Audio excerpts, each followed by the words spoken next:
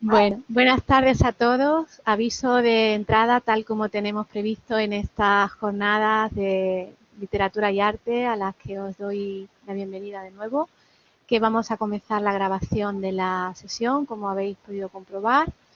Y dicho esto, cumple esta tarde dar la bienvenida a nuestras séptimas jornadas a la profesora de la Universidad de las Islas Baleares, doña Almudena del Olmo, que nos va a hablar esta tarde sobre el libro de Alberti, A la pintura.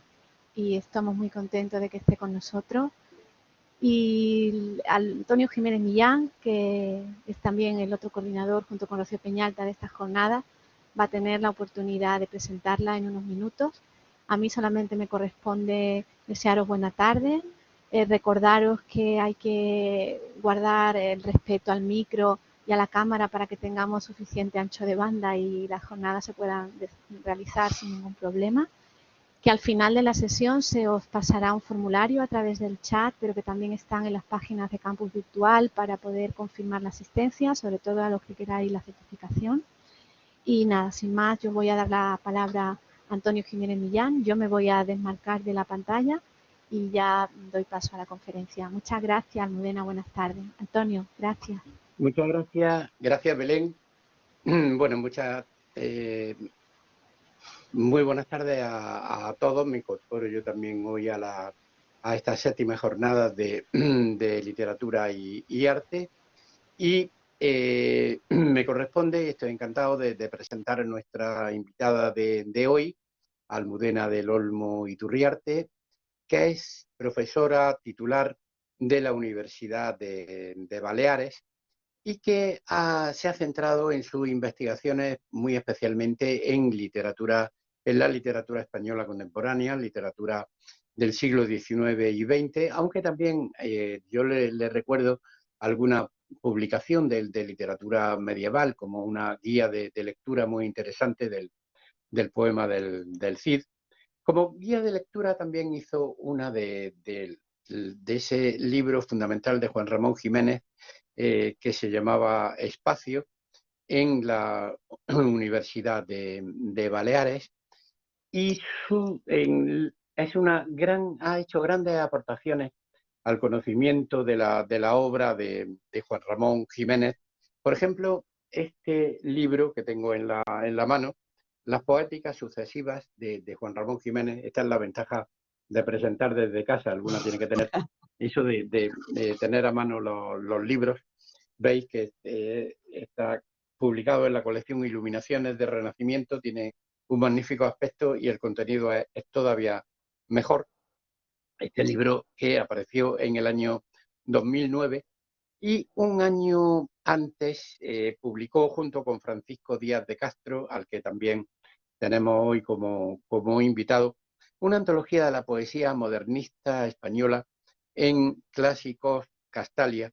Y en la misma línea, también lo tengo delante, Almudena hizo una edición, o prologó con un estudio muy amplio, una edición facsímil de uno de los más interesantes poetas del modernismo español, Eduardo de Ori, La Musa Nueva, Florilegio de Rimas Modernas, una antología del año 1908, que se publicó en la colección Ulises de facsímiles en Sevilla en el año 2017. También colaboró en los estudios de poesía contemporánea en la edición de las obras completas del poeta malagueño Manuel Altolaguirre, una empresa en la que también tuve yo el gusto de colaborar, que apareció en la editorial Renacimiento. Tanto ella como Francisco Díaz de Castro fueron los encargados, ¿no?, de dirigir esa nueva edición de las obras completas de Altolaguirre. Y no quiero dejar antes de darle la palabra, no quiero dejar de citar otra edición conjunta que hicieron Almudena del Olmo y Francisco Díaz de Castro, esta más reciente, y que dependía de nuestro grupo de investigación, un volumen colectivo que lleva por título Éfrasis e imitación artística en la poesía hispánica contemporánea, que publicó la editorial Renacimiento de Sevilla en 2012, porque precisamente la éfrasis, la relación directa entre la poesía y la pintura va a ser el tema que trate hoy Almudena del Olmo. Ya estuvo ella en las jornadas de arte y literatura hace algunos años, quizás 2, 3, hablando de Juan Ramón Jiménez y la pintura. Hoy va a hablar de Rafael Alberti y de un libro clave que se titula precisamente A la pintura, un libro del exilio que Alberti fue, digamos, engrosando con los años. Hay sucesivas fases de elaboración de este magnífico libro, de los mejores de toda la producción poética de Alberti. Y por mi parte no voy a entretenerme más ni gastar más tiempo. Simplemente pues decir que estoy encantado de tener a Almudena con nosotros, una gran investigadora y una magnífica amiga, y espero que os resulte de utilidad su conferencia, que seguro que sí. Almudena, tienes la palabra. Muchísimas gracias, Antonio. Buenas tardes a todos. Yo creo que nunca he asistido a unas jornadas en las que veo que hay ahora mismo 107 asistentes, nada más y nada menos. O sea que enhorabuena a los organizadores de estas séptimas jornadas de literatura y arte. Voy a ir compartiendo una presentación. Permítanme que ahora creo que ya está lista. Bueno, quiero agradecerles a todos los asistentes el hecho de que me acompañen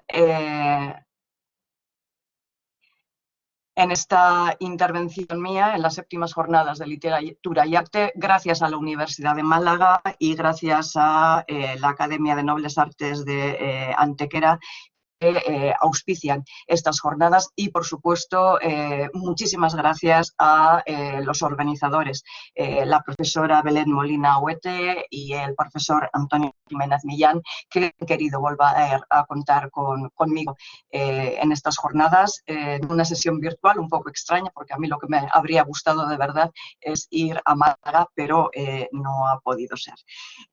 Sin más, si les parece, voy a dar inicio a mi intervención, que efectivamente, tal y como ha adelantado mi querido amigo Antonio Jiménez Millán, va a tratar sobre Rafael Alberti y sobre uno de sus libros que está directamente relacionado con la pintura, el que lleva por título A la pintura, precisamente. ¿Quién no conoce a Rafael Alberti? Seguro que al menos todos sabemos que fue un poeta y, a ver, tengo un problema, y es que como hay muchos presentadores, si manipula alguien la presentación, pierdo yo el control de lo que estamos visionando, y entonces no puedo apoyar mi intervención en las imágenes, o sea que ruego que nadie toque las diapositivas, porque se perderá completamente la conexión entre mis palabras y las diapositivas que vamos a ir pasando. Digo que seguramente todos sabemos que fue un poeta, y tal vez recordemos su imagen luminosa, ya viejo, con su cabellera blanca, camiseta a rayas y pañuelo rojo en el puerto de Santa María.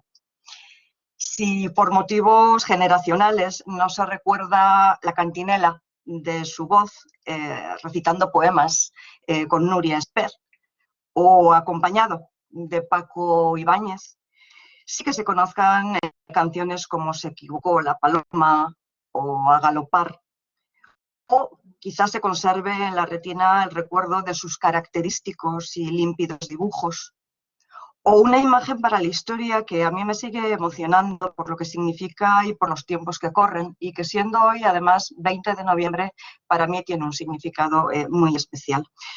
En 1977, Dolores Ibarruri, la Pasionaria, y Rafael Alberti presiden la mesa de edad de la Junta Preparatoria del Congreso de los Diputados.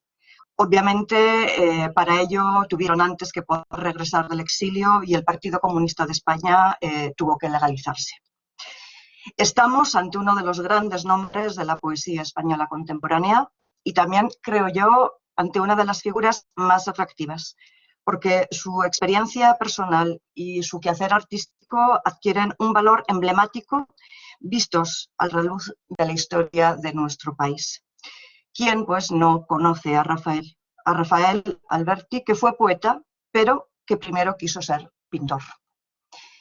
En esta imagen lo pueden ver ustedes junto a un jovencísimo Antonio Jiménez Millán y un jovencísimo también Luis García Montero, el también poeta y actual director del Instituto Cervantes. Rafael siempre muy generoso con los poetas jóvenes. 1917 es clave en la biografía de Rafael. Su padre tiene que liquidar el negocio de vinos y coñacs y toda la familia se traslada a Madrid. El sentimiento de pérdida de lo que el puerto de Santa María representa se instala en Rafael, que culpabiliza a su padre de esa especie de expulsión del paraíso. Unos años más tarde, la nostalgia por el mar cristalizará en Marinero en tierra, de 1924. Vale la pena recordar unos versos del conocido poema que tienen autógrafo en la imagen. El mar, el mar, solo la mar. ¿Por qué me trajiste, padre, a la ciudad? ¿Por qué me desenterraste del mar, padre? ¿Por qué me trajiste acá? Pero en 1917 Alberti aún no sabe que es poeta. Lo recuerda en el primer libro de sus memorias, La arboleda perdida. Pocos adolescentes, dice, habrán estado tan convencidos como yo a mis 15 años de que su verdadera vocación eran las artes del dibujo y la pintura. Cuando en mayo de 1917 Rafael llega a Madrid, gracias a la promesa de terminar sus interrumpidos estudios de bachillerato, le premian con unas pesetas con las que compra una caja de colores al óleo y un caballete para pintar al aire libre. Falsificando sus notas sistemáticamente para mostrárselas a su padre, Rafael jamás llega a cumplir con su promesa y, en vez de ir a las clases, corre al Casón del Buen Retiro para dibujar academias, explica. Y cuando ya ha copiado en papel y carbonilla todas las escayolas que reproducen las grandes esculturas de la Victoria de Sapuntracia, del Discóbolo, el Laoconte, la Venus de Milo, hasta sabérselas de memoria, se atreve a cambiar de escenario por algo más difícil, el Museo del Prado. Acostumbrado a las malas reproducciones de los grandes pintores vistas en casa de sus abuelos y de su tía Lola, que es quien le inicia en la pintura, Alberti, fascinado, descubre en el Prado dos cosas fundamentales. La primera, el color. Y la segunda, que en la pintura clásica, el religioso no era el único tema. Así explica su sorpresa. ¿De qué violento modo el inmenso salón central del Prado me cambió aquella pueblerina idea? Ni siquiera la pintura española que ocupaba parte de él se atenía a esa temática, aunque eso sí, la gravedad melancólica de su tono contrastara hasta hacerlo aún más triste con el de la locura rutilante de Rubens y la alegría melodiosa de los venecianos. Y comprendí que aun a pesar de los alados grises, platas, azulados y rosas de Velázquez, de las nubosidades celestes de Murillo, los azufres candentes del Greco, los marfiles y blancos de Zurbarán y el poderío cromático de Goya, mis ojos y mi sangre, todo yo, pertenecía por entero a aquel mundo de áurea y verde paganía de quien Tiziano, sobre los grandes otros, o Tiepolo, se llevaba la palma. Él, más que nadie, por su sentido perfilado de lo luminoso, me hizo confirmar luego, de manera definitiva, la pertenencia de mis raíces a las civilizaciones de lo azul y lo blanco. En el Museo del Prado, Rafael recibe a novias y amigos, allí copia y copia y copia hasta adiestrarse en la pintura, y sobre todo mira, para comprender una realidad que se le muestra extraordinariamente rica.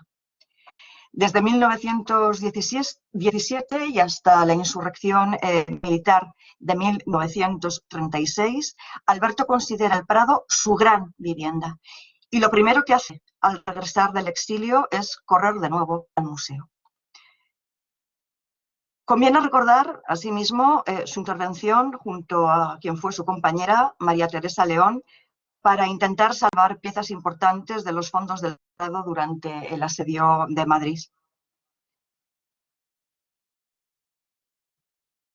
Obras como Las Meninas que parten hacia Ginebra.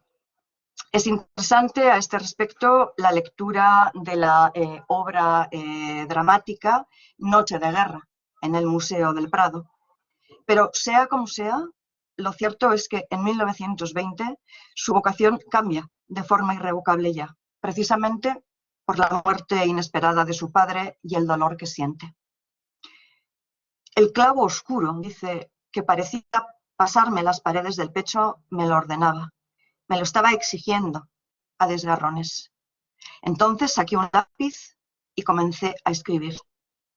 Era realmente mi primer poema. Desde aquella noche seguí haciendo versos. Mi vocación poética había comenzado, así, a los pies de la muerte. A partir de ese momento, Rafael Alberti explica cómo las líneas y los colores le resultan insuficientes y concluye: quería solamente ser poeta y lo quería con furia. He querido revisar estas circunstancias biográficas porque son importantes para comprender lo que significa el libro que ahora nos interesa, a la pintura. Desde luego, el libro en su conjunto es un homenaje dedicado a través de la palabra a lo que apunta el título, a la pintura, y también a tanta belleza contenida en los límites de los lienzos o de las pinturas murales o de los frescos. Homenaje sostenido a través de un ejercicio de éfrasis arrebatado, de entusiasmo plástico y verbal. Simónides de Ceos nos dice que la poesía es pintura que habla y la pintura poesía muda. Y a partir de ahí Horacio plantea ut pictura poesis. Básicamente eso es la éfrasis y Alberti se aplica a ensayar esos principios resolviendo en palabra poética tantas y tantas imágenes pictóricas acumuladas por el tiempo y guardadas en su retina. Pero más allá, creo yo, en 1945, es decir, al terminar la Segunda Guerra Mundial y como una cantata contra la barbarie, a la pintura significa para Rafael la posibilidad de volver a su primera vocación, volver a la que fue su casa de juventud, volver a ese recinto que tanta belleza y descubrimientos atesorara para el muchacho en 1917 y a que Alberti retorna a sus 43 años. La nostalgia del Museo del Prado, explica, se me concretó en un libro de poemas que me hizo volver a la experimentación de los colores y la línea, pero esta vez entremezclándolos con la palabra, es decir, con el verso. A la pintura, que termina por llevar el subtítulo de Poema del color y la línea, está dedicado a Picasso, gran amigo de Rafael. Ahí los ven a los dos en imagen. Tiene una primera edición en 1945 con ilustraciones al cuidado de Attilio Rossi y al mismo tiempo Alberti comienza a realizar también numerosas exposiciones en Argentina y Uruguay de lo que él denomina liricografías o liricogramas. Ahí lo ven trabajando. Es decir, poesía visiva, como se llamó después. Experimentaciones varias con los colores y la línea entremezclados con la palabra del verso, pero por el valor de la representación visual de las letras más que por el significado. En 1948, el libro experimenta una notable ampliación, fijándose además su estructura, a la que enseguida me voy a referir. A partir de ahí, y en sucesivas entregas, Alberti sigue añadiendo nuevos poemas que después va a incluir en otro de sus poemarios, en este que están viendo, Fustigada luz, de 1980. Entre ellos, la serie titulada Maravillas con variaciones acrósticas en el jardín de Miró. Es decir, el homenaje a la pintura va a sostenerlo Alberti a lo largo de 35 años.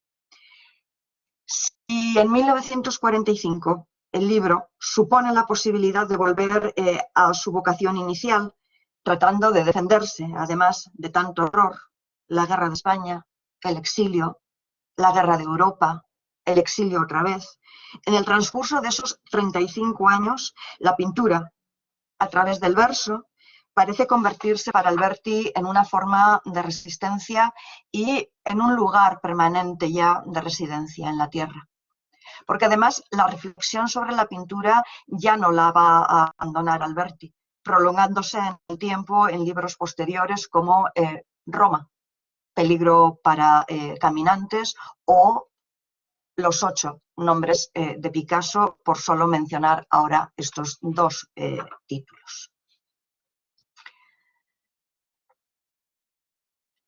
Ahora, Poema del color y la línea es un libro muy sencillo estructuralmente. Lo abre un tríptico de poemas agrupados bajo una única fecha, 1917. Es decir, la fecha en que Alberti se traslada a Madrid y con su vocación de pintor a cuestas descubre el Prado. De acuerdo con el subtítulo, Poema del color y la línea, el primero de los poemas de este tríptico está dedicado al descubrimiento de los colores y al copiado de paisajes del natural. Y el segundo, al descubrimiento de la línea y al copiado de academicista de las escayolas del Casón. Así empieza. 1917. Mi adolescencia. La locura por una caja de pintura, un lienzo en blanco, un caballete. El tercero de estos textos preliminares arranca nombrando la gran casa elegida por Rafael para vivir en Madrid, el Museo del Prado. Dios mío. La mirada descubre una realidad que se intensifica, contemplada a través de las ventanas abiertas que para Rafael son los cuadros de los viejos pintores. Y cerrando el poema, se hace explícito el cambio vocacional. A ver, un momento, porque alguien me ha vuelto a tocar la presentación y me ha hecho perder la diapositiva en la que estaba. Un segundo que la recuperamos.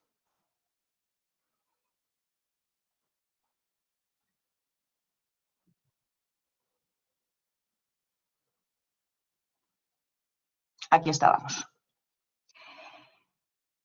Decía que la mirada de Alberti descubre en el Prado una realidad que se intensifica, contemplada a través de las ventanas abiertas, que para él son los cuadros de los viejos pintores.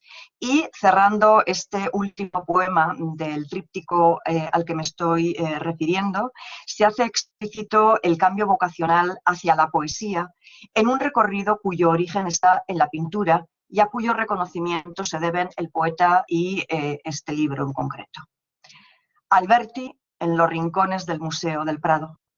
La sorprendente, agónica, desvelada alegría de buscar la pintura y hallar la poesía, con la pena enterrada de enterrar el dolor, de nacer un poeta y morir un pintor. Hoy distantes me llevan, y en verso remordido, a decirte, oh pintura, mi amor interrumpido. Después de este tríptico se abre propiamente a la pintura, que comienza con un soneto de homenaje general, así titulado. Y a partir de ahí, la estructura del libro queda determinada por una secuencia que alterna, por una parte, sonetos de homenaje a distintos aspectos relacionados con la pintura, puesto que se trata de los instrumentos del pintor, de técnicas y conceptos básicos, Alberti opta por la forma clásica del soneto. Por otra parte, se incluyen amplias series de versos dedicados a distintos colores. Frente al clasicismo del soneto, en esas series se impone la libertad métrica acorde con la percepción subjetiva de Rafael y con el uso del color por parte de los distintos pintores. Pero lo que dominan son las fórmulas o agrupaciones métricas muy breves, a veces tan solo un verso, que se han denominado greguerías poéticas. De manera intercalada también, los poemas que adquieren el mayor peso son homenajes a pintores ordenados cronológicamente desde el Giotto y cuyos nombres propios dan título a cada texto. Como se ha dicho, el libro está dedicado a Picasso y a Picasso le corresponde también el poema que cierra el conjunto en 1948. La forma de estos textos la determina o bien la percepción y la reflexión de Alberti en torno a las características particulares de la obra en general del pintor en cuestión, o bien el referente de un cuadro, un fresco o una pintura mural en concreto. El primer soneto de homenaje se formula como una invocación dirigida a todos aquellos elementos que son indispensables para llevar a efecto el arte de la pintura. Pero el soneto a la pintura y el libro en su conjunto es también un guiño de Alberti a su homónimo Leo Battista Alberti. El polifacético humanista del Renacimiento italiano, a quien se deben obras como Santa María Novella, esta que están viendo y que estoy segura de que todos conocen, o el Palacio Rucellai de Florencia. Pero Alberti es además el primer teórico sobre las artes figurativas y en 1436 firma un tratado titulado precisamente de la pintura. El segundo de los sonetos está dedicado a la retina. Es ahí donde la pintura empieza, en la retina del pintor, que requiere de otra retina, la del espectador. La niña de los ojos que en los pintores es, según Rafael Alberti, niña de luz, capaz de obrar el milagro de la trascendencia en la percepción artística y que justifica el último verso del soneto a la retina. A ti, fuente inmortal de la pintura. A partir de aquí siguen en secuencia alterna sonetos de homenaje a los instrumentos del pintor, a la mano, a la paleta, al lienzo, al pincel, a ciertos materiales de la plástica, a la pintura mural, a la acuarela y también a conceptos esenciales en el desarrollo del arte pictórico, a la línea, a la perspectiva, al claroscuro, a la composición, al color, al ropaje, a la luz, a la sombra, al movimiento, al desnudo, por supuesto, a la divina proporción. Hay que mencionar, por último, un soneto más dedicado a lo que podríamos considerar la sublimación máxima del arte en general y de la pintura en particular, a la gracia, cuyo último verso recuerda al un no sé qué que queda balbuciendo con que San Juan de la Cruz trataba de expresar en poesía los sentidos de lo inefable. A ti, yo no sé qué de la pintura. Así termina ese soneto. Todos los sonetos, por lo demás, terminan con una figura retórica que se denomina epifonema, es decir, un verso en tono exclamativo que permite cerrar de manera enfática y conclusiva aquello sobre lo que previamente se ha tratado en el poema. Alberti se sirve de este recurso y además lo refuerza al situar siempre, en todos los sonetos, como última palabra del verso, la palabra pintura. Es otra forma de homenaje. Así, en el soneto a la perspectiva, ese engaño ideal para la vista, conquista de la espaciada atmósfera en lo plano, concluye con un verso significativo que Alberti toma prestado de un aforismo de Leonardo. A ti, brida y timón de la pintura. Aquí podemos ver el tratado de pintura de Leonardo y, por supuesto, su famoso hombre de Vitruvio, fundamental para el estudio de las proporciones ideales. A la composición, soneto que algún crítico ha señalado como clave del pensamiento artístico de Alberti, entre la atracción por el realismo figurativo y la armonía del pitagorismo, el poeta termina por invocarla. A ti, soplo y razón de la pintura. Resulta interesante que en ocasiones, determinando la posición de los textos en el conjunto, parece establecerse una relación de dependencia entre algunos de esos sonetos y el poema que le sigue, dedicado a un pintor concreto. Así se ha sugerido, por ejemplo, respecto al pincel y veronés, por la técnica de pinceladas individuales, al claroscuro, que termina con el epifonema a ti, Rembrandt febril de la pintura, y que antecede al poema dedicado a ese pintor, al ropaje y Zurbarán, a la luz y Velázquez. En fin, en un poema construido sobre distintas instantáneas y dedicado a Velázquez, Alberti, dirigiéndose a ese pintor y parafraseando la oda a Francisco Salinas de Fray Luis de León, dice: la pintura en tu mano se serena y el color y la línea se revisten de hermosura, de aire y luz no usada. Continuando con las asociaciones de sonetos homenaje y los pintores, ha sido destacada por la originalidad que ello implica, la ambigulación que establece Alberti entre al desnudo y Cézanne, por las formas regulares y geométricas de los desnudos de este pintor frente a los desnudos clásicos, así como la relación entre A la divina proporción y Picasso, que en su indagación en la armonía de unas nuevas formas hace saltar por los aires las normas de la proporción áurea. Respecto a los colores, Rafael Alberti se ocupa de los fundamentales en correspondencia con los 4 elementos: azul, rojo, amarillo y verde. Así lo hace León Battista Alberti, ahí tienen al homónimo de Rafael, en su tratado de la pintura. Pero a diferencia de León Battista Alberti, Rafael va a incluir también el negro y el blanco, que para el italiano no son colores propiamente, sino que los entiende como modificación de la luz. Sin referirme ahora a su obra plástica, la preferencia por el azul y el blanco la hace explícita Alberti en el fragmento antes citado de La Arboleda Perdida. La pertenencia de mis raíces, decía, a las civilizaciones de lo azul y lo blanco. Consecuentemente, a la pintura, las series de versos dedicados al color la abre el azul y la cierra el blanco. Estas son las dos únicas series en que se establecen relaciones con realidades espaciotemporales, realidades referenciales importantes en la vida de Alberti y que determinan el arraigo en esos dos colores concretos. Un arraigo que en ellos es, ante todo, sentimental, nostalgia por lo perdido. Así, por ejemplo, el azul. Llegó el azul y se pintó su tiempo.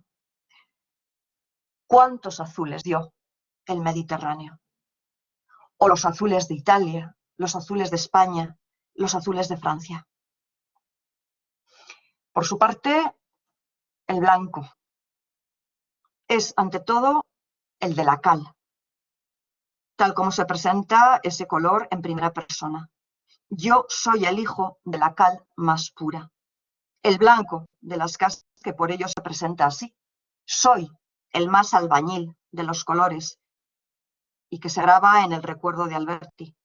Yo vi, Rafael Alberti, la luz entre los blancos populares. O blanco Cádiz de plata en el recuerdo. Pero cuando la mirada se proyecta sobre la pintura no existe el pasado. En la pintura como salvaguarda del tiempo, los colores cobran vida, hablan de sí mismos y de lo que son en primera persona y en tiempo presente. La presentación del rojo, por ejemplo, es rotunda. Soy el primer color de la mañana y el último del día. Se muestra soberbio por las posibilidades que permite en la ejecución pictórica y en su relación con otros colores en los bodegones. Lucho en el verde de la fruta y venzo. O se resuelve como pleno rubor redondo en la manzana. O reclama la concurrencia de otro color para mezclarse y ser distinto. Ven, amarillo, quiero ser naranja, cadmio lustroso esférico entre el verde.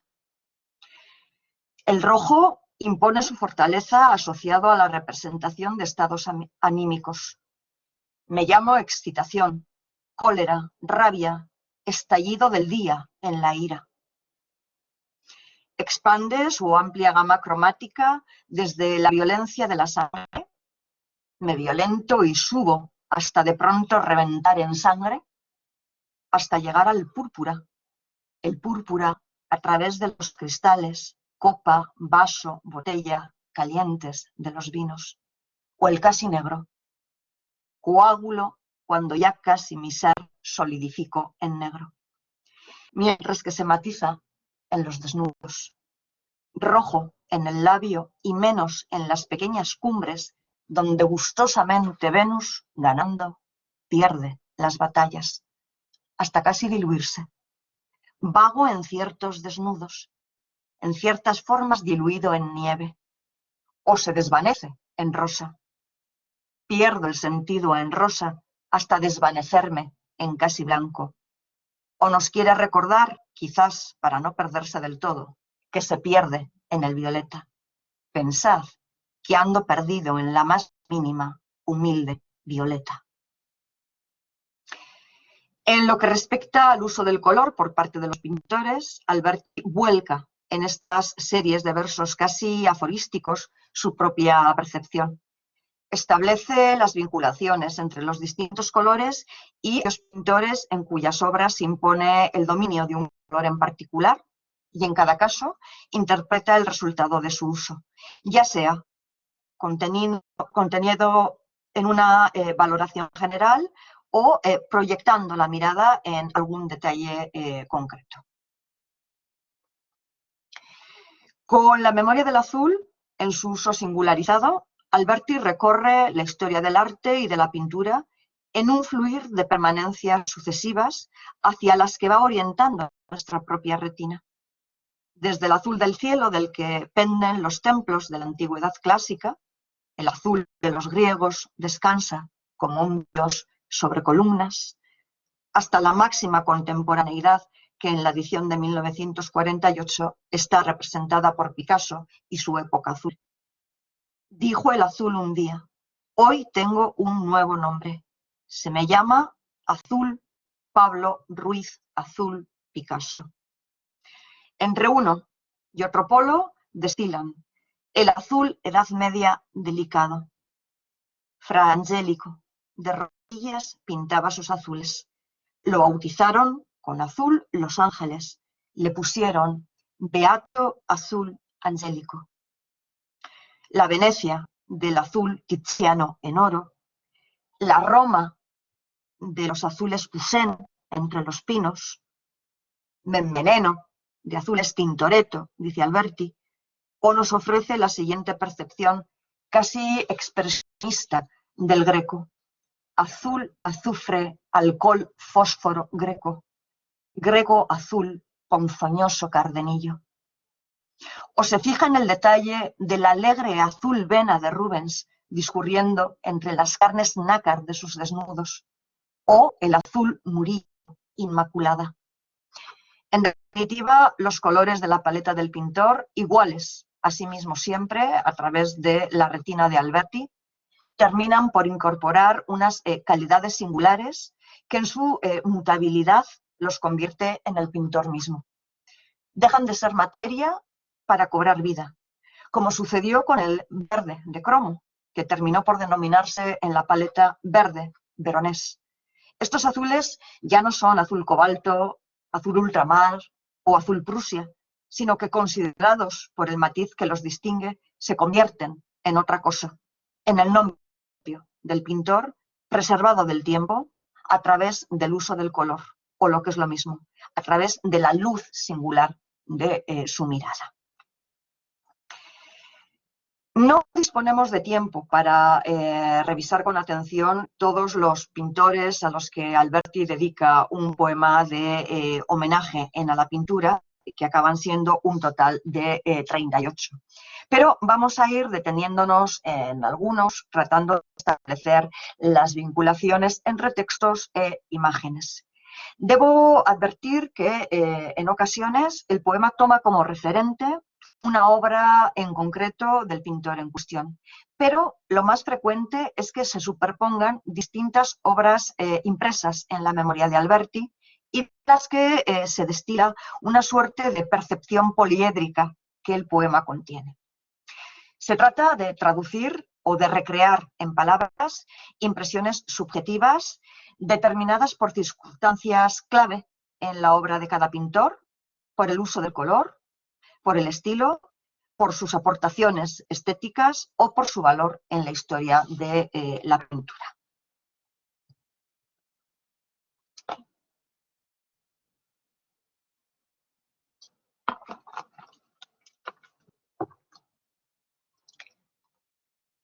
Comencemos con el primero de la nómina, el Giotto.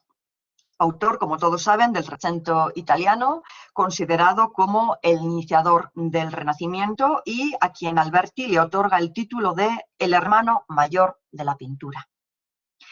La imagen que estamos viendo es una panorámica de una de las obras más importantes y más conocida también de Giotto, el ciclo de frescos de la Capilla de la Arena de Padua, de la que destaca la potencia de ese azul al que se refiere Rafael en el poema como el claro azul, el buen añil hermano.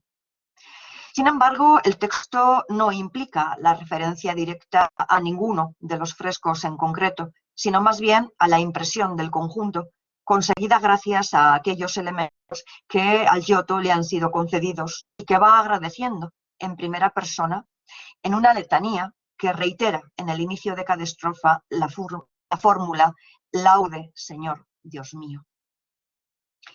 Si tomamos como muestra el juicio final, que está en la pared opuesta al ábside, quizás podemos entender mejor la secuencia de alabanzas que construye Alberti.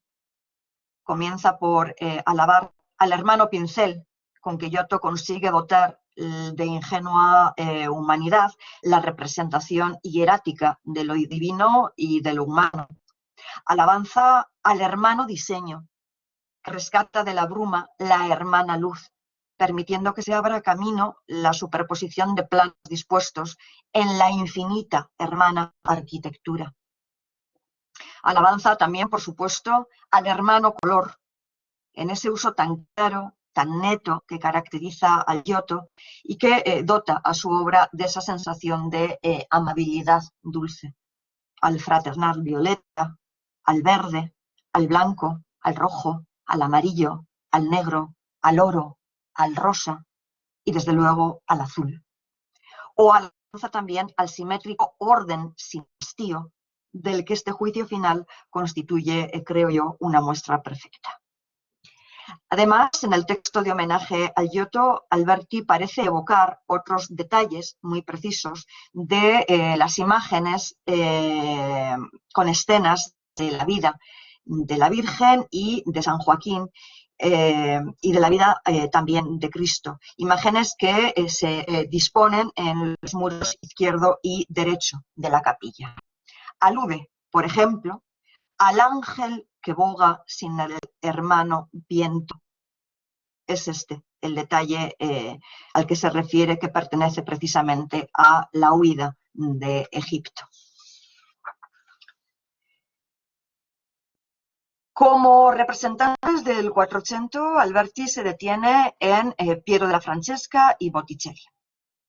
No hay a obras concretas en el caso de Piero della Francesca, aunque sí parece aludirse a esta obra, la Anunciación, ya desde el arranque del poema.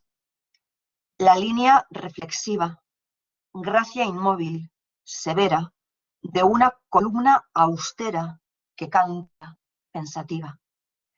En efecto, en esta Anunciación, esa columna austera no solo sostiene la arquitectura clásica del fresco, sino que también organiza geométricamente la disposición en el espacio de las tres figuras, introduciendo la perspectiva euclidiana de los planos mediante las distintas posiciones de esas figuras.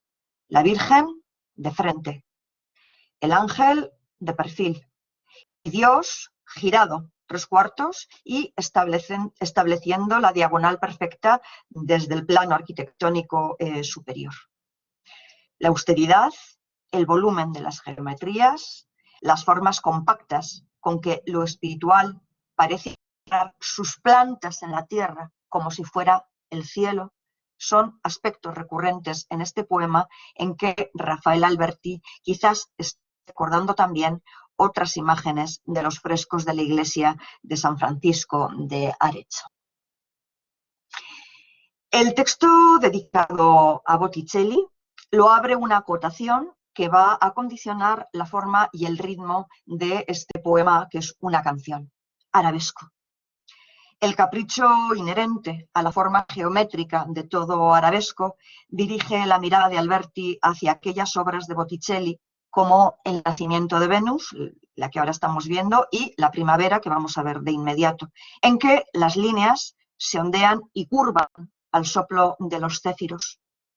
Pincelada a la vela, brisa en curva, deprisa, aire claro de tela, alisada, concisa, para dar como resultado la representación de la gracia como un arabesco que en el poema se conforma con geometrías de guirnaldas de flores y pájaros. Geometría que el viento no enfría, promueve a contorno que llueve, pájaro y flor en geometría. Querubes y serafines en ronda de una primavera bailable. Todo en pos de la gracia que vuela. La misma gracia que se persigue en el inicio y en el final de este tema como un arabesco que termina y vuelve a empezar sobre sí mismo. Brisa en curva, deprisa, aire claro de tela alisada, concisa. Naturalmente es Alberti quien hace que nuestra retina baile también en un delicado ir y venir por el nacimiento de Venus y la primavera, para terminar de nuevo en la imagen de esta pálida Venus sin camisa.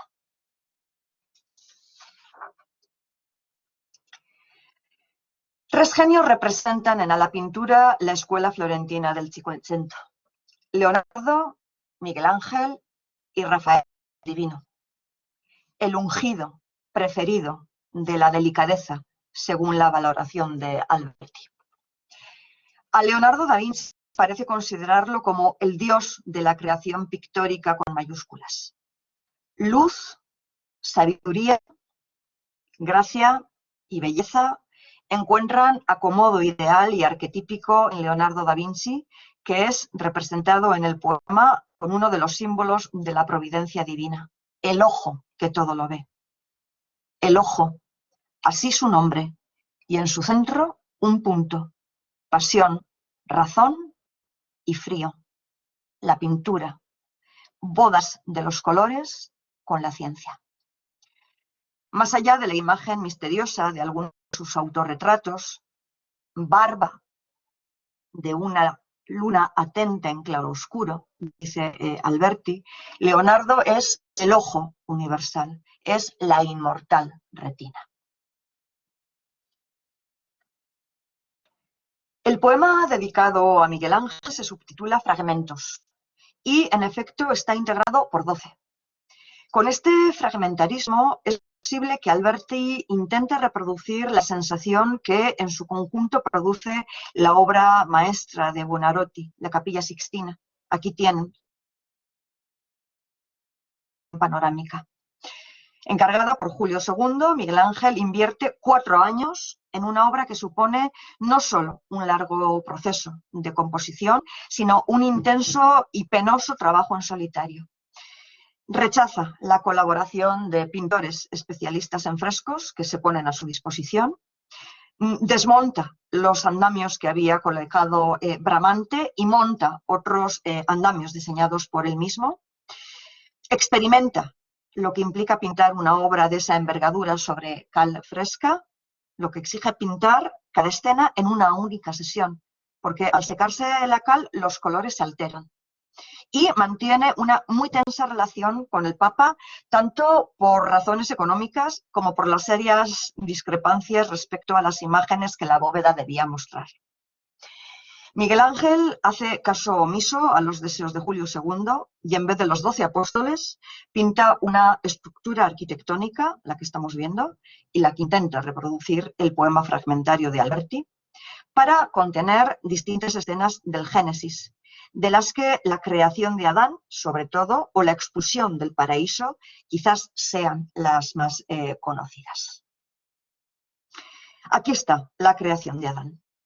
Sobre la soledad del acto creador de un Miguel Ángel tocado no por la serenidad de las gracias, sino por la violencia de las frenéticas, de las desesperadas furias, dice Alberti, trata el fragmento 7 del poema, en que al genio le es dado desvelar la cara de Dios y su fortaleza, mientras en el fresco es Dios quien desde una nube en el cielo, con su furia creadora, miren su cara, tiende su dedo para crear a un Adán inerme en la tierra. Pincel en soledad, pincel hundido en lo oscuro, llenando de ráfagas y de temblores de tierra todo el cielo. Solo por ti la cara desvelada de Dios. Pincel movido al soplo de trompetas finales, pudo ser descubierta entre las nubes. En esa alusión a las trompetas finales, se da una superposición de imágenes con respecto al juicio final que años más tarde le encarga Clemente VI a Miguel Ángel para completar su obra pintando el altar de la Capilla Sixtina.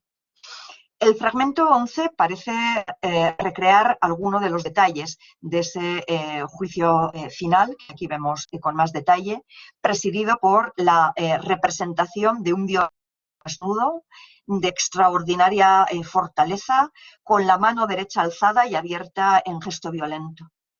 Hercúlea pesadumbre, sobre la espalda el polvo candente de las nubes. A su lado, su madre contempla el panorama, la confusión abierta por el gesto de la mano. El juicio ha comenzado y hay cuerpos que ascienden al cielo, a la derecha de Dios, mientras otros descienden a los infiernos a su izquierda, amontonados en la barca de Caronte. En esta imagen vemos ese grupo de figuras anunciando con las trompetas del juicio final y a Caronte sacando de su barca a paladas a los condenados que se amontonan. El desquiciamiento creador de este juicio final, que implica la salvación o la condenación eterna de la humanidad y que le valió a Miguel Ángel la acusación de falta de decoro, encuentra su reflejo en la violencia verbal de las imágenes plásticas y acústicas del último fragmento del poema de Alberti.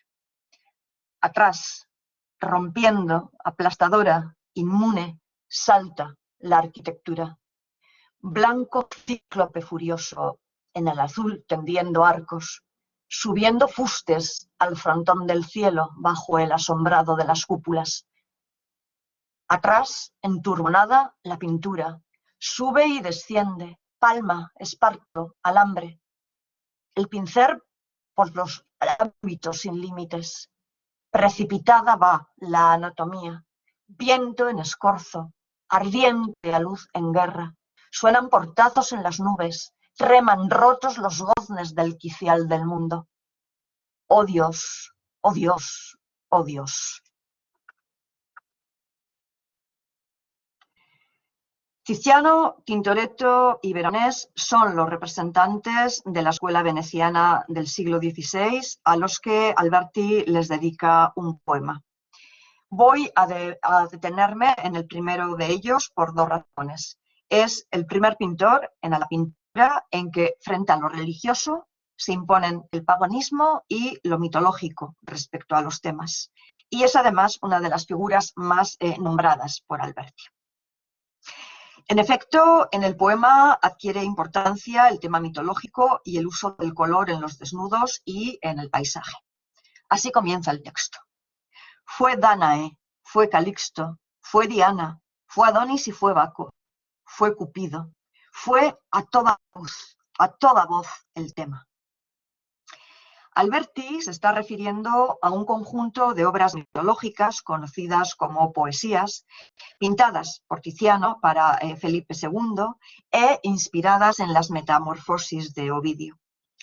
Lo que estamos viendo son Venus y Adonis, una escena en que Adonis intenta desasirse del abrazo de Venus y de la que Alberti da cuenta en un solo verso, el ceñidor de Venus ceñido. Pero de estas poesías, a la que Alberti presta mayor atención es a la imagen de Dánae, esta otra. Dánae recibiendo la lluvia de oro.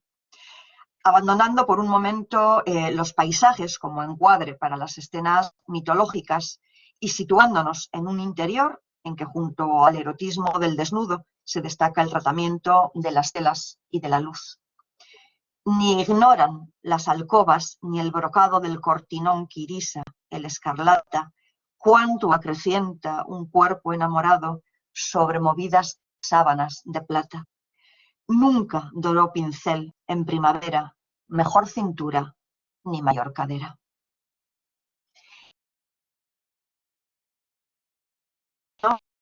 Una alternancia o bien valoraciones generales de su genio o bien se refiere a escenas que recrean obras concretas como la que acabamos de ver de Dánae o esta otra, la Bacanal de los Andrios.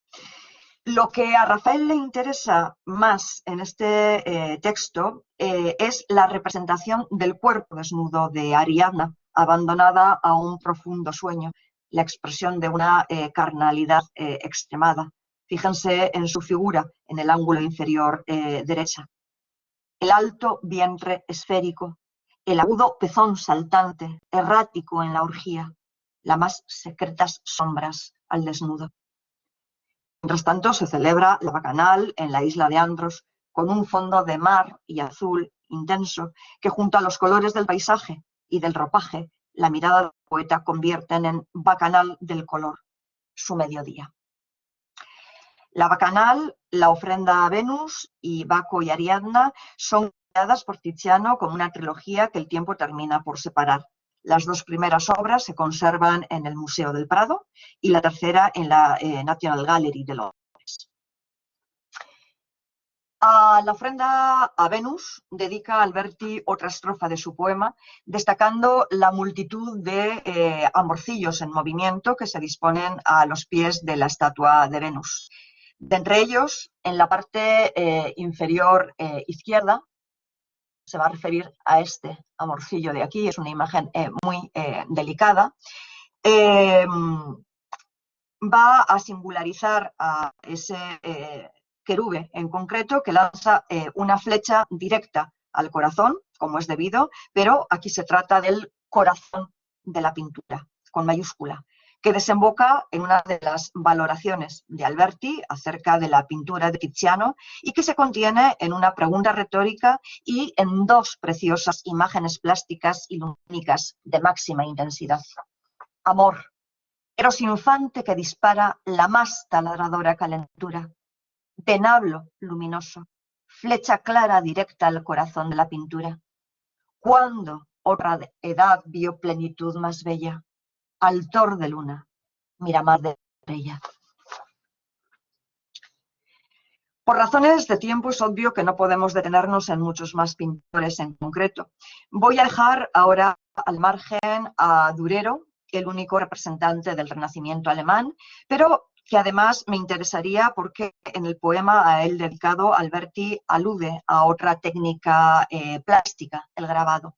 Y lamentándolo muchísimo, abandono también a los grandes maestros de la escuela flamenca del barroco, Rubens y Rembrandt.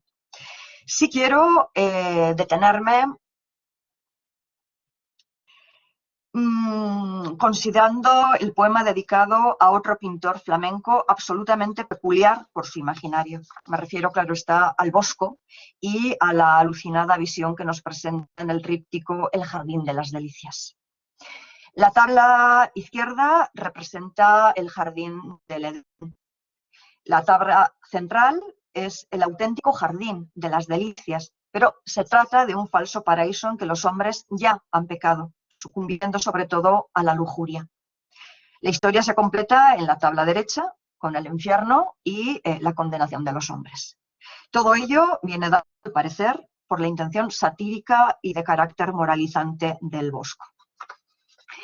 La impresión que produce el abigarramiento caótico y visionario de las imágenes, esa apariencia de delirio desvariado en que la lógica de la razón no sirve para entender el misterio de los símbolos, es lo que Alberti intenta reproducir mediante lo que Guillermo de Torre, en otra dirección, denomina onomapinturas.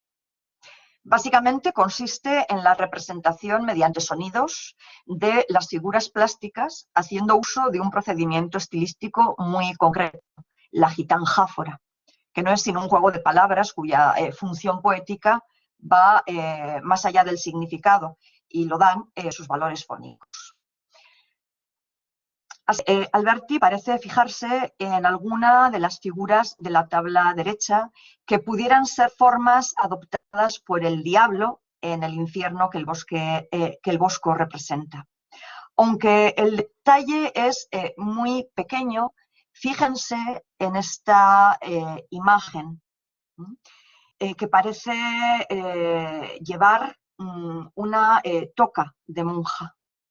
Nos dice Alberti: el diablo hocicudo, y a partir de ahí se desencadena una rapidísima secuencia de versos de acuerdo con el carácter acumulativo de las imágenes delirantes del Bosco. El diablo hocicudo, ojipelambrudo, cornicapicrudo, irrabudo, zorrea, pajarea, mosquicojonea, humea, ventea, peditrompetea por un embudo. Cada verso es una palabra que rítmica y fónicamente sugiere el desvarío plástico, pues en ocasiones sus significados no son precisos y las rimas resultan también ciertamente muy extravagantes. Siguen a esas palabras extrañas que establecen el juego fónico obsesivo otras que son verbos, todas ellas acciones que suman delicias, pecados capitales o las consecuencias de la vida misma en estado puro, y que nos llevan a la tabla central.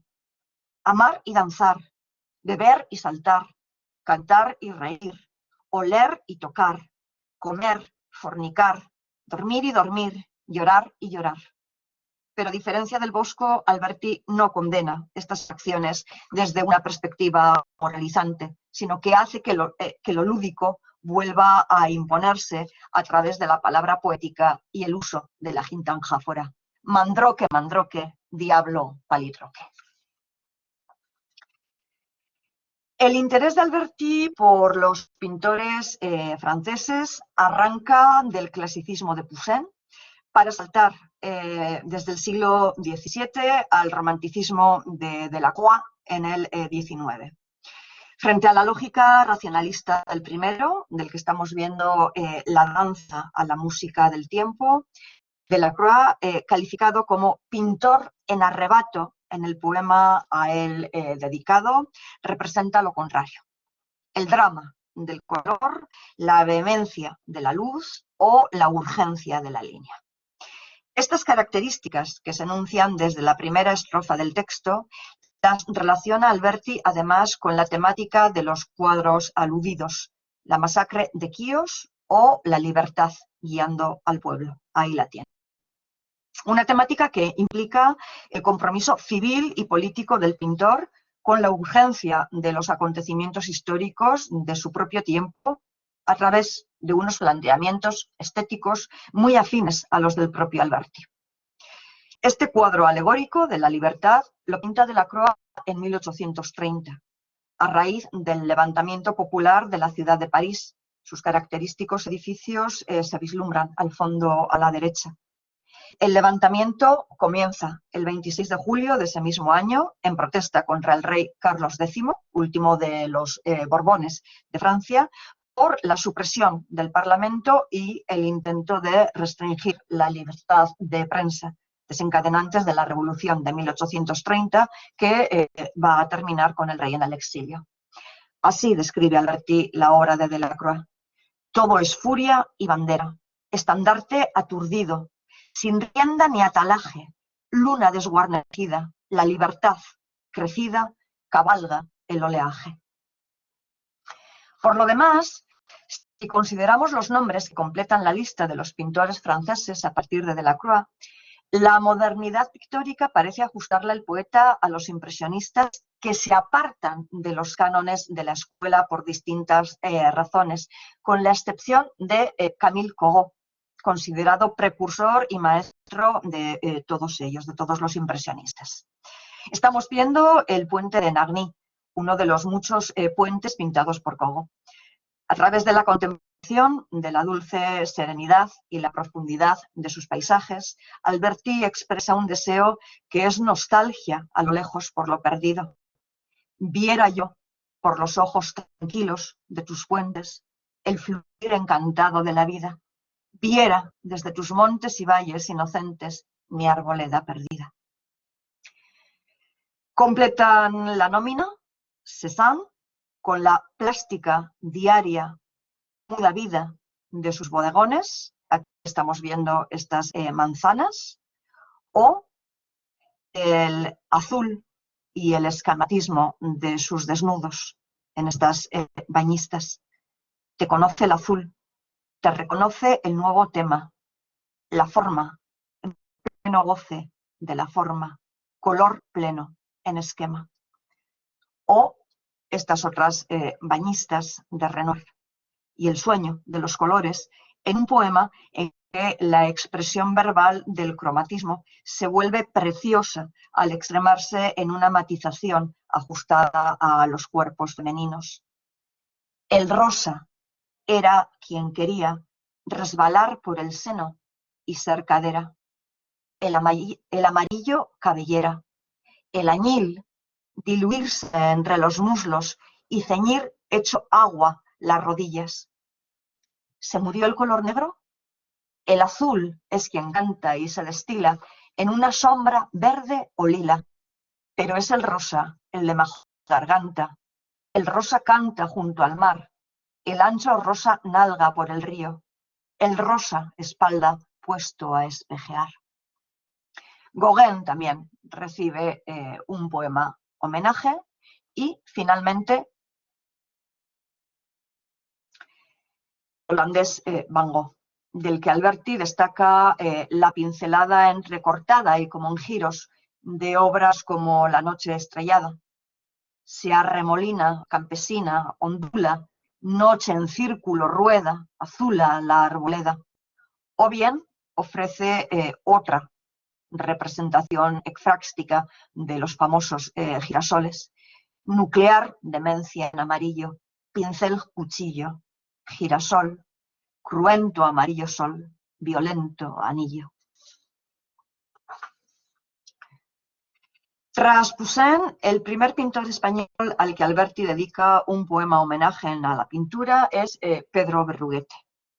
A partir de ahí, en secuencia ininterrumpida hasta Corot, los nombres de El Greco, Zurbarán, Velázquez, Valdés Leal y Goya dan título a sendos textos. Y después de los impresionistas, el libro se completa en su edición de 1948 con Gutiérrez Solana, Miró y Picasso.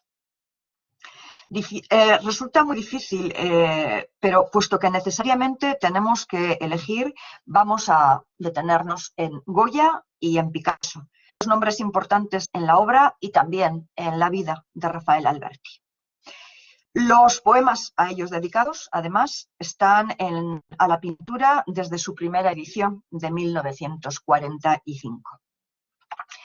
Cuenta Alberti en La Arboleda Perdida que una de las primeras copias que emprende en el Museo del Prado es el cartón para tapiz de la gallina ciega, y explica también la impresión contrastada que le causan las alas de Goya. Por una parte, aquellas en las que cuelgan los cartones para la Real Fábrica de Tapices, que, dice Alberti, me abrían cada mañana los ojos a una fiesta. Alzada en medio de la triste, solemne pintura española, como un chorro de gracia, de refrescante y alegre transparencia. De estos cartones, que para Alberti son como un cántaro fresco, dice, destaca el poeta la verbena popular de los colores, el juego del aire de la calle, la luz o las claridades. Pero cerca de estas salas, y como cruel contraste, dice, Alberti descubre también parte de los feroces muros de la Quinta del Sordo. Se está refiriendo, claro está, a las pinturas negras pintadas sobre las paredes de yeso de esa casa de la Quinta del Sordo. Desde muy joven, pues, se despiertan el entusiasmo y el estupor que Alberti afirma sentir por Goya y por lo que Goya significa. La comprensión, dice, de esa desventurada España suya, tan semejante todavía hay a la que ahora padecemos. Ese hay es del propio Alberti. Con el tiempo, Goya acabará convirtiéndose para Alberti en un referente ético-estético central. Ambos comparten experiencias similares en tiempos distintos, la guerra y el exilio. Experiencias que exigen el compromiso político del artista y, en el caso de Goya y de Alberti, ello implica una decidida toma de postura por los derechos civiles ante los mismos sentimientos encontrados por una España que es en el poema como disparate real y que se relaciona con el color negro. Extremando la perspectiva crítica sobre la historia de nuestro país y el balance moral resultante, en la serie dedicada al negro, no en vano leemos horror en Goya, espanto que riza hasta el cabello de la sombra.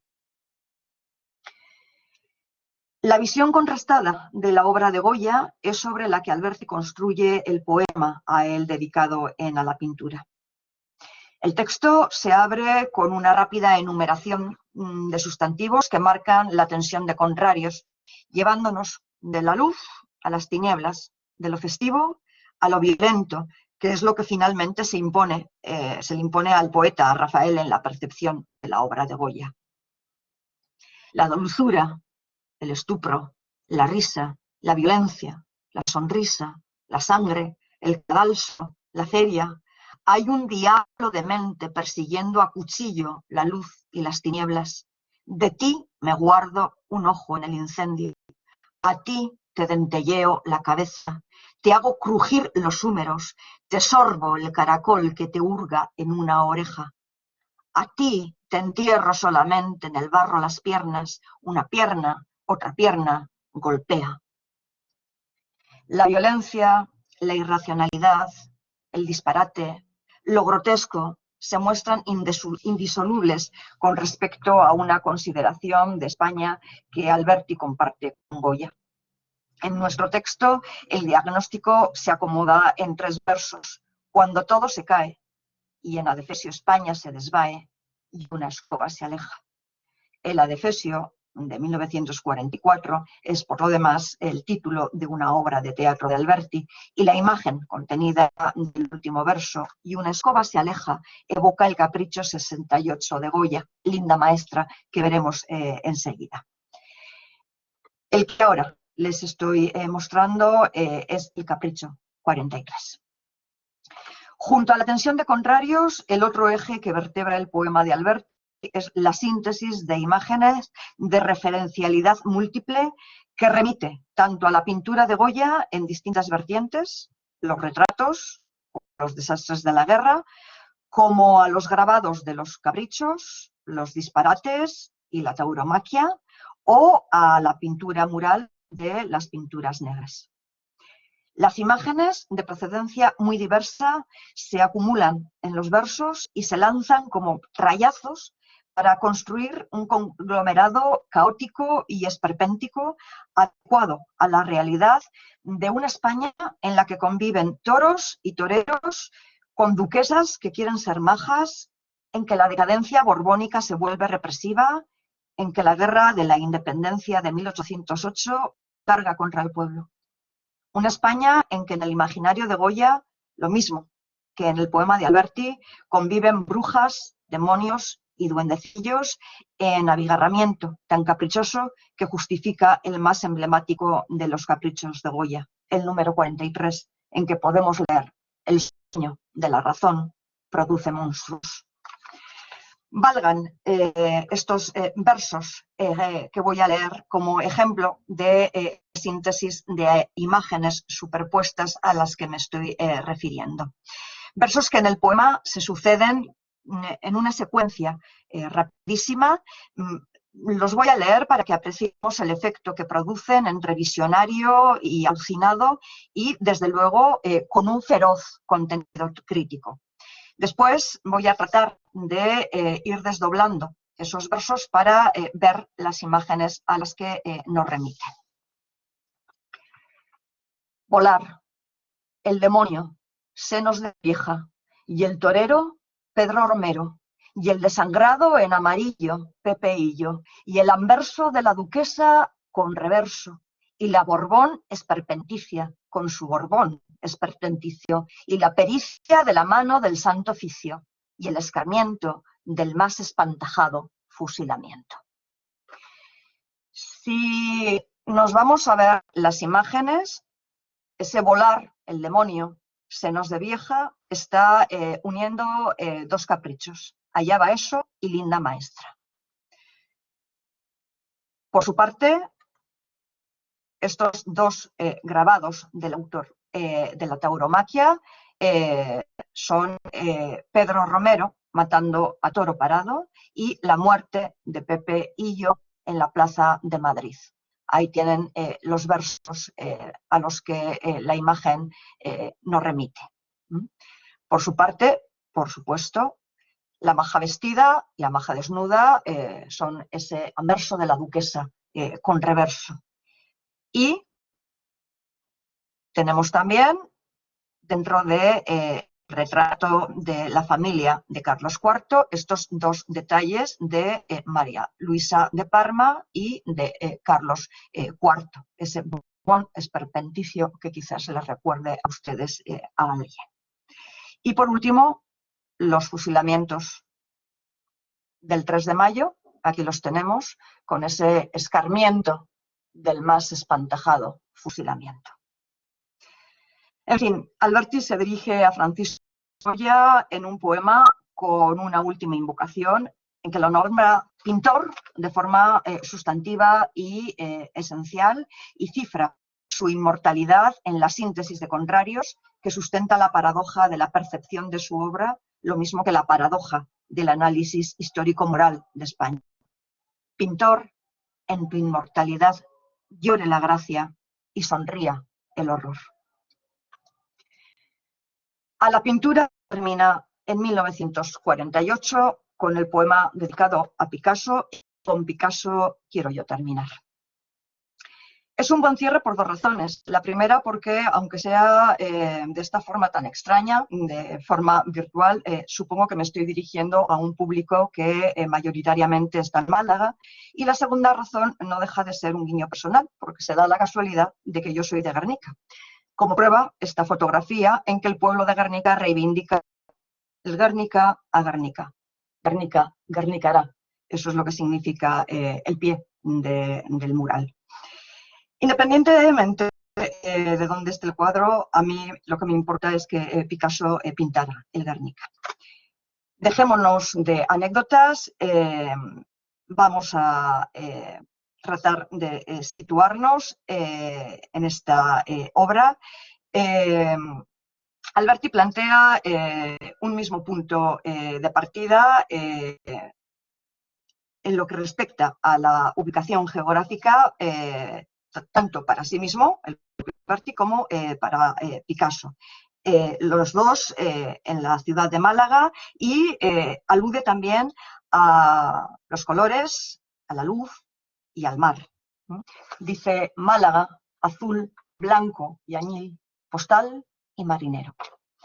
El poema dedicado a Picasso discurre haciendo referencia a las distintas épocas de la pintura del artista, el periodo azul, al periodo rosa, al cubismo, hasta desembocar en un punto de llegada tan determinante también en Alberti como en Picasso: la guerra, la española. Tal acontecimiento exige para su representación de entrada un cambio en el color, ni azul, ni blanco, ni añil. Ahora es el negro el que se impone. En la serie de versos a él dedicados, el negro ha dicho de sí mismo: cuando soy puro, cuando soy tan total como una pared blanca, respondo por Juan Gris, Braque o Picasso. Y en efecto, el poema de Alberti termina con el referente de Guernica, negros sobre blancos, y una valoración última en torno a lo que esta obra en concreto y el arte en general significan. ¿Cuál será la arrancada del toro al que le parten en la cruz una pica? Banderillas de fuego, una ola, otra ola desollada. Guernica, dolor al rojo vivo. Y aquí el juego del arte comienza a ser un juego explosivo. Muchísimas gracias a todos por su asistencia. Esto es todo por mi parte y si ustedes lo desean, estoy dispuesta a abrir un torno de preguntas o debate o el coloquio, lo que ustedes deseen. Dejo de compartir pantalla. Gracias a ti, Belén. No sé si alguien quiere intervenir.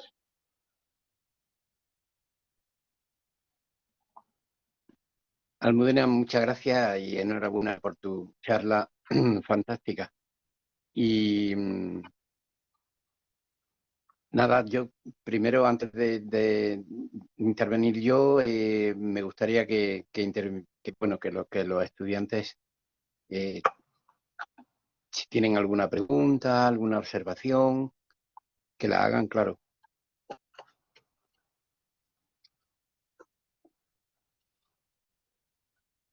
¿Hay alguien con la mano levantada? Juan Corbacho Sánchez.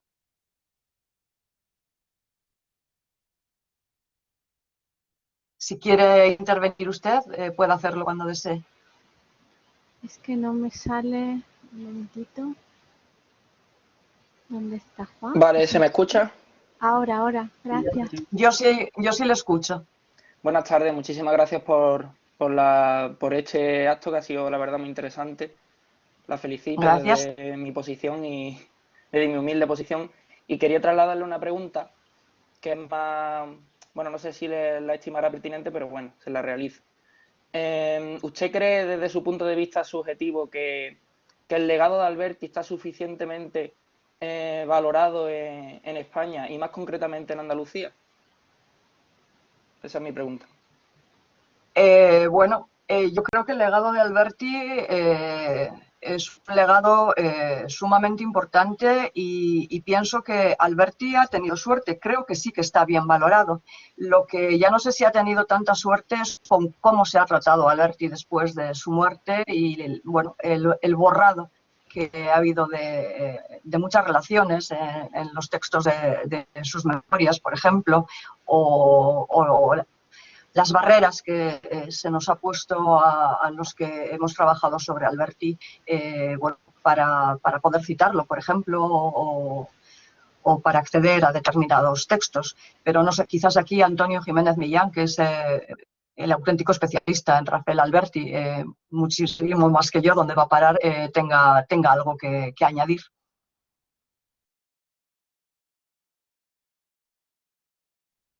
Bueno, yo la verdad, la pregunta me parece interesante. Hace 20 años, o se han cumplido ahora 20 años de la muerte de Rafael Alberti, Y bueno, siempre son muy delicados hablar de la valoración post-mortem de un poeta, porque digamos que esas consideraciones van variando con el tiempo, según se van imponiendo nuevas lecturas o las modas van para aquí o para allá. Estoy de acuerdo con lo que ha dicho Almudena, sentido de que yo creo que todavía es un autor bastante bien valorado, pero también hay que tener en cuenta eso, que es que quizás su herencia no se administró todo lo bien que debería haberse hecho, ¿no? En fin, aquí hay episodios muy oscuros que han afectado sobre todo a la evolución a la trayectoria de la Fundación Rafael Alberti desde que se creó hasta ahora. Esa fundación empieza a normalizarse, en cierto modo, ¿no? Tanto Luis García Montero como yo tuvimos ocasión de comprobarlo este mismo verano. En fin, yo creo que es lo mejor que puede pasar. De cualquier forma, el mejor homenaje que se le puede hacer a un poeta es leer su obra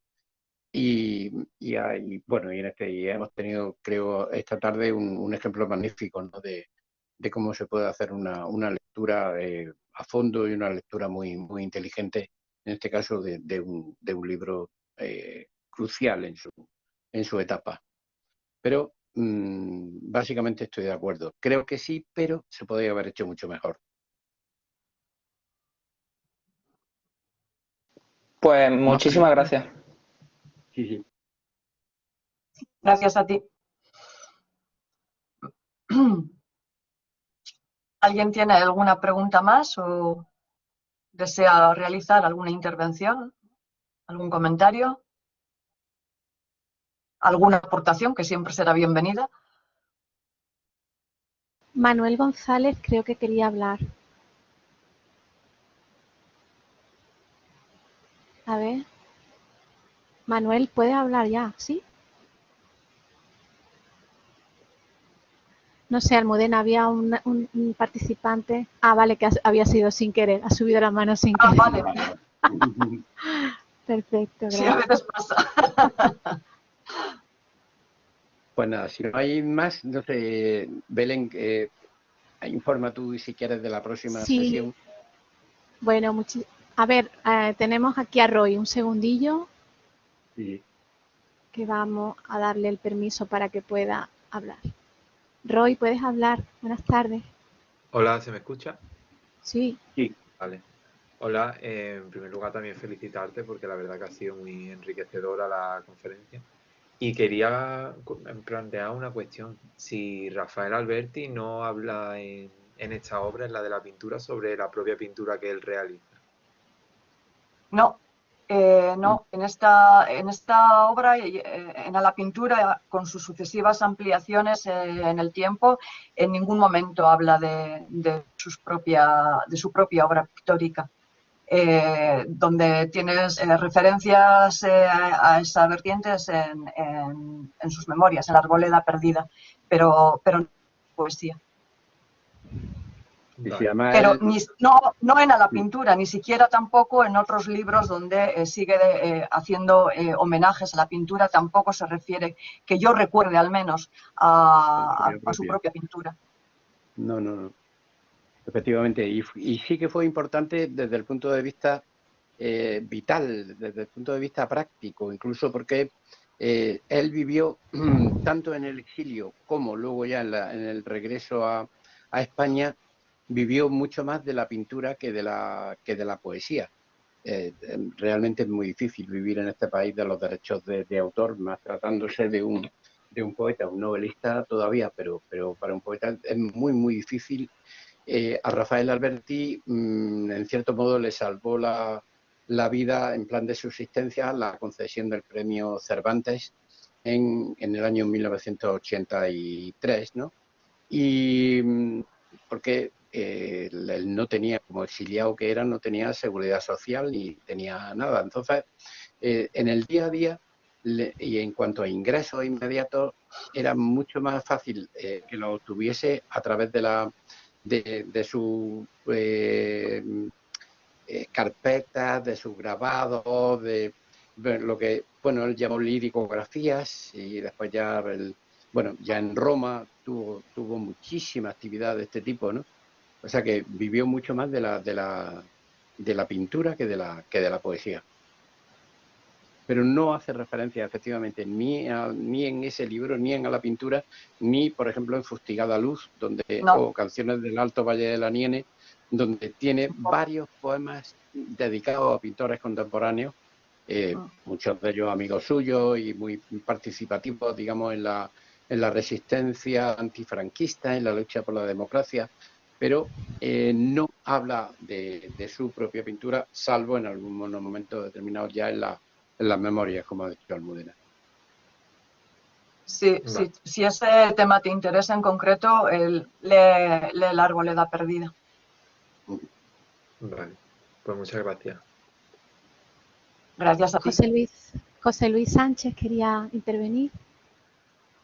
Buenas tardes, José Luis.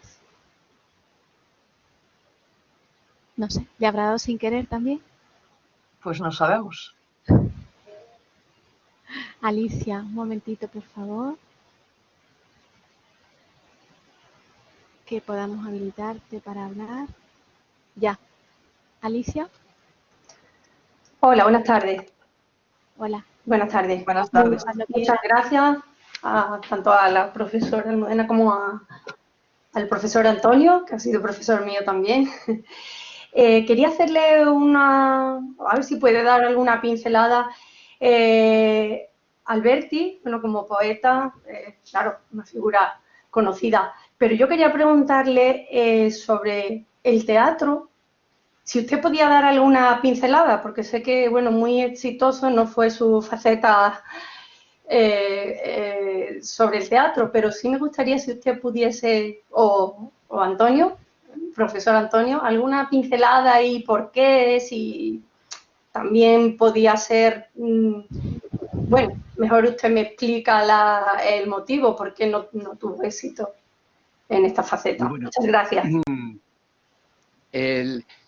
Rafael Alberti intenta dedicarse al teatro a finales de la década de los 20, porque en aquella época era quizá la fuente más directa de ingresos. Otra vez hablamos un poco de la supervivencia del escritor, pero no tiene éxito en sus primeras obras porque El hombre deshabitado, que está en una línea que podía considerarse como cercana al surrealismo, pero en fin, también es como una lectura muy heterodoxa del auto sacramental, supone un escándalo. Fermín Galán es una obra pegada a los hechos históricos, a la sublevación de Jaca a favor de la República, y tampoco, porque organiza otro escándalo terrible. Luego hay, en los años 30, obras muy comprometidas políticamente, y en el exilio, pues, Almudena ha hecho alusión a la de Fesio, ha hecho alusión también a Noche de Guerra en el Museo del Prado. Son obras difíciles de llevar a escena, y quizás la más exitosa sea precisamente Noche de Guerra en el Museo del Prado, que tuvo varias adaptaciones en Madrid a partir de en los años 70, en los años 80, pero nada que ver si hacemos un poco la comparativa con el éxito que tuvo el teatro de Federico García Lorca, que sí que en los años 30, ¿no? Sobre todo las tragedias rurales, ¿no? En la etapa de su colaboración con Margarita Xirgu y todo esto, ¿no? Sí que tuvo un alcance, incluso podemos decir internacional, sobre todo en Hispanoamérica, en Buenos Aires, en Montevideo, en México. Nada que ver con la trayectoria de... O sea, Alberti intentó ganarse también la vida, abrirse camino en el teatro, pero los resultados no tienen nada que ver. Pero mi duda, que también me gustaría, si me lo aclara, si también podía influir por motivos políticos, es lo que quería saber. Bueno, evidentemente hay algo de motivación política en la dificultad, ¿no? Del éxito, de la repercusión del teatro de Rafael Alberti. Pero, no sé, estoy pensando en obras como obras de la no sé, de la inmediata posguerra, como el Adefesio o el Trébol Florido, que fue una obra que empezó a escribir en Ibiza y que se interrumpió por la guerra civil, que no sé, es que, por ejemplo, Noche de Guerra en el Museo del Prado pues, es una obra de contenido político, evidentemente, porque está hablando de la guerra civil, de la evacuación de la obra de arte del Museo del Prado, cuando fueron de Madrid a Valencia para preservarlas de los bombardeos de la aviación franquista. Pero, bueno, en parte sí, en parte no, porque ya digo, hay otros dramaturgos con una clara opción política que en aquel momento, pensé que en los años 70, sobre todo en los años 80, sí tuvieron una repercusión mayor, ¿no? Yo creo que es por la relativa dificultad, ¿no?, del teatro de Rafael Alberti a la hora de llevarlo a escena. Muchas gracias. Ahí, Paco, Paco cuando también, Paco quieras. Díaz. Sí.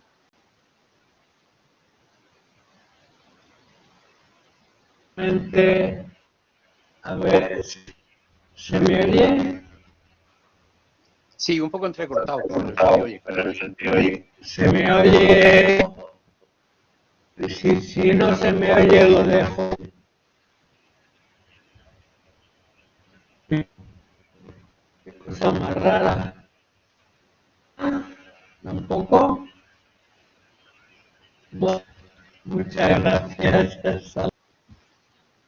Paco, hay como un acople, no sé exactamente de dónde viene, es como una especie Yo de tampoco. acople. Sí.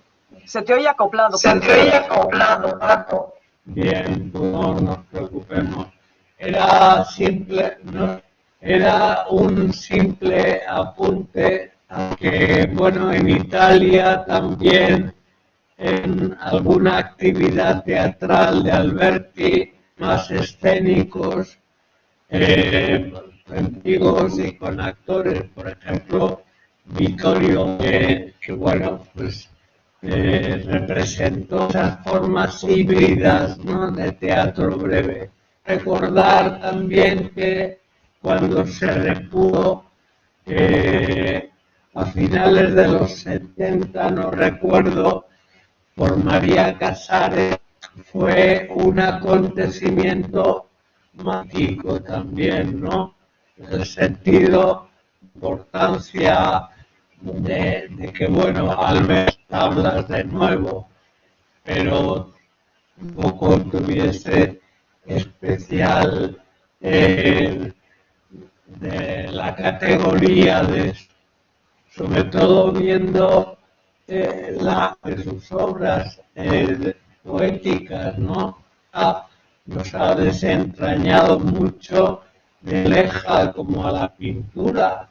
Es decir, cuando poemas de mucha que es un libro de 30, incluso 100 poemas, pero esa constructiva de Alberti, esa activa, ¿no?, para escribir sobre pintores, los instrumentos, los colores. Alberti tenía que conformarse a poesía, efectivamente. Gracias.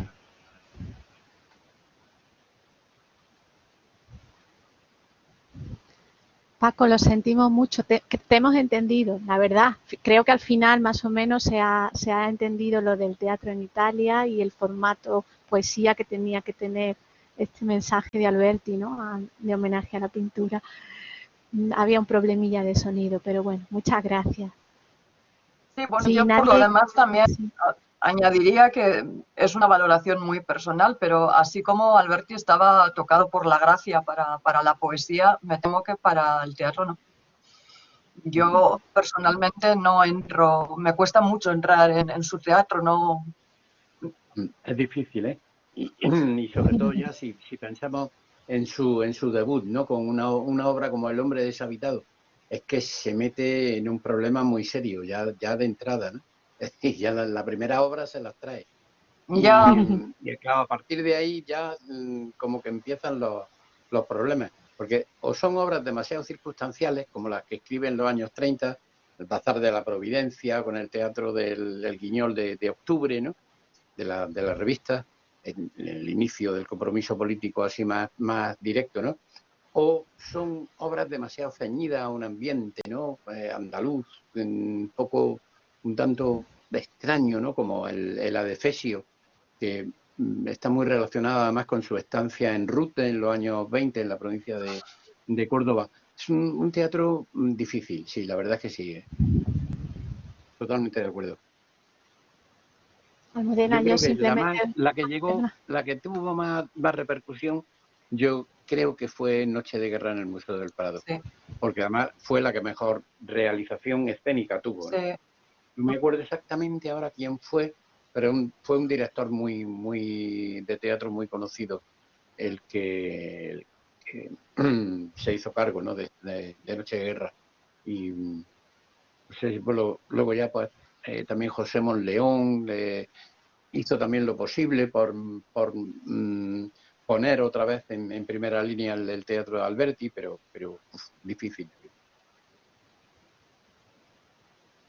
Almudena, yo solamente iba a volver a tu exposición, que me ha gustado muchísimo y creo que para todos ha sido un paseo por ese museo, que es realmente a la pintura también de Alberti. Y bueno, me ha dado también mucha alegría que hagas esa alusión a la éfrasis, que son un término que han aprendido mis estudiantes este año, no lo habían oído. Los de historia del arte, básicamente, y que ya entre la pintura, poesía y de la éfrasis los tengo un poco ya sobrecargados, pero es lo que hay, es lo que hay. Y bueno, pues me alegro muchísimo. Muchísimas también gracias, Belén. Otro doctorando, Alfonso, que es también doctorando de Antonio, que trabaja estos apuntes en García Baena. En fin, un poquito para ver que lo que se ha planteado en la conferencia pues tiene también su espejo en otras posibilidades, pero que singularmente la de Alberti es imprescindible. Es que es una obra singularísima y no hay otra de esa envergadura y con esa entrega temática como esta obra de Alberti. Y por eso te agradezco enormemente que la hayas traído aquí. Tenemos a Luis con ganas de intervenir. Yo no voy ya a decir más nada, ¿vale? Ya en cuanto termine Luis, cerramos si os parece. Venga, Luis. Gracias, Belén.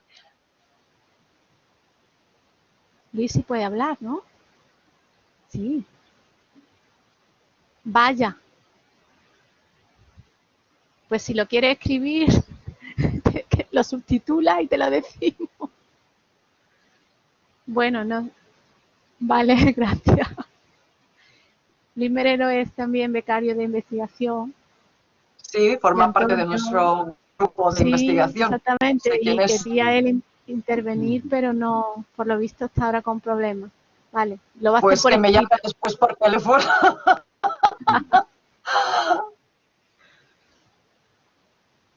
Ha saludado lo primero. No sé si tenemos que esperar más mensajes, Luis. ¿Habla ahora o calla para siempre? Vale, venga.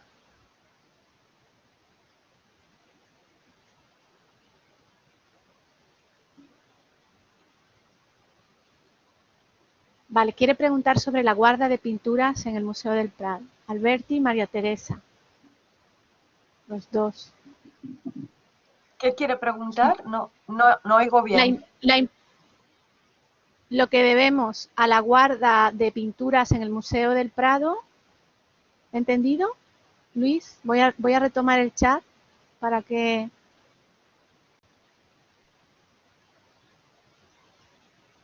aparezca claramente. Ah, no aparece. No, bueno, me refiero a ello muy brevemente. Alguna referencia he hecho en mi intervención de no haber sido por la actividad de figuras como Alberti o María Teresa León, el patrimonio pictórico del Prado durante el asedio de Madrid habría quedado francamente comprometido. He mencionado el caso de las Meninas. Las Meninas salen para Ginebra gracias a la intervención de Alberti. No estoy hablando de cualquier cuadro, estoy hablando de las Meninas. Y bueno, la protección se dio en muchos órdenes y pensemos que eran civiles, que se lo estaban jugando. Fue un papel muy importante, fue decisivo. Totalmente. El traslado, además, muchas de esas obras recorren un itinerario muy complicado, porque primero es Madrid-Valencia, que era donde estaba ya el gobierno de la República en el otoño de 1936. Pero conforme se acerca al final de la guerra, hay otro traslado hacia la frontera de Francia en enero-febrero de 1939, un viaje muy complicado, y luego efectivamente atraviesa la frontera y llega a Ginebra en el 39, cuando ya la guerra civil está a punto de terminar. Y a partir de ahí ya, cuando ya se acaba la guerra civil, es cuando empiezan las negociaciones con el gobierno franquista y con el embajador que había entonces en Suiza, y a partir de ahí empieza el regreso, y claro, los vencedores de la guerra dan su peculiar interpretación de esa historia, ¿no? Pero la realidad es que si esas obras se salvaron fue porque en ese momento salieron de Madrid y luego salieron de Valencia.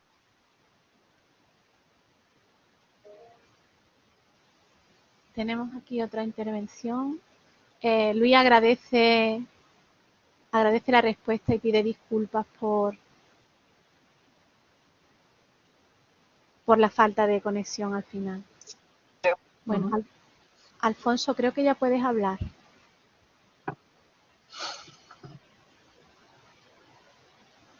Alfonso, buenas tardes. Bueno, Alfonso, ¿está por ahí? Bueno, pues nada. Ahora. Parece que... Ahora, venga. Ahora. En primer lugar, mi agradecimiento por esta clase magistral, porque está siendo muy útil para todos nosotros. Pero yo tengo una pregunta que hacer muy concreta. Ya ha quedado claro que desde su infancia Rafael Alberti le interesaba mucho la pintura, pero ¿en qué medida influyó en él Maruja Mayo?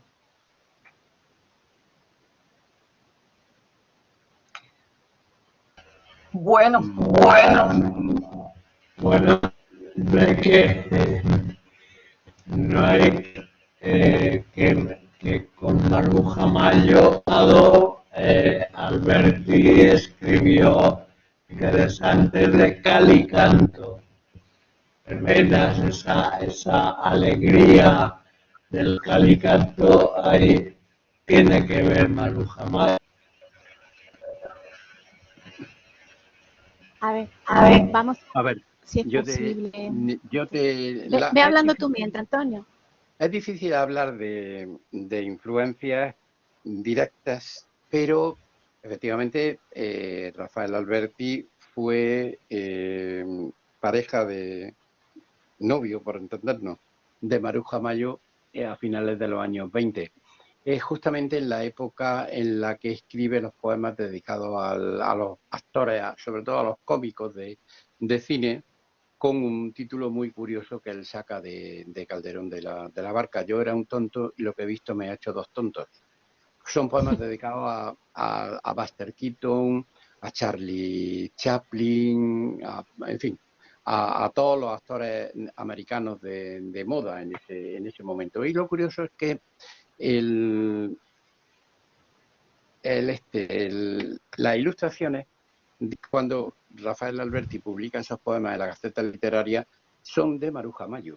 Es decir, hay una influencia muy directa y muy curiosa en esa etapa de la producción de Rafael Alberti. Es decir, me refiero a un libro muy poco conocido como es Sermones y Moradas, el que va inmediatamente después de Sobre los Ángeles e inmediatamente antes de Elegía Cívica, que también va un poco en esa onda, más o menos surrealista, y que es ya su toma de postura política, ¿no?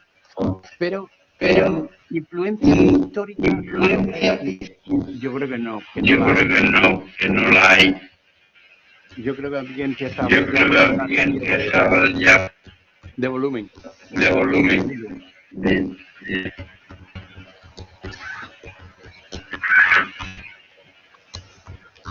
No sé.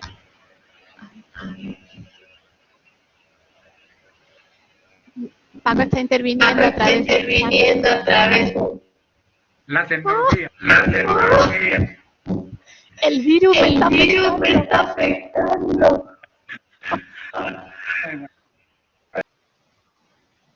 Bien, yo me he enterado, ¿eh? Yo lo he escuchado todo. Perfectamente. Vale, Alfonso, gracias. Yo creo que en este momento algo se ha apagado y ya hemos vuelto a la normalidad. Vale. Muchas gracias. Bueno, a ti. A ti. Qué éxito. Hemos mantenido la atención durante 2 horas de esta generoso asistente a la charla. He querido cerrar un par de veces y no nos han dejado. No sé ahora. Almudena, muchísimas gracias. Francisco Muchísimas gracias igualmente. A todos los asistentes y en particular a Antonio y Antonio. Bueno, como yo no puedo, me despido haciendo así. Gracias. Un beso. Un beso. A todos.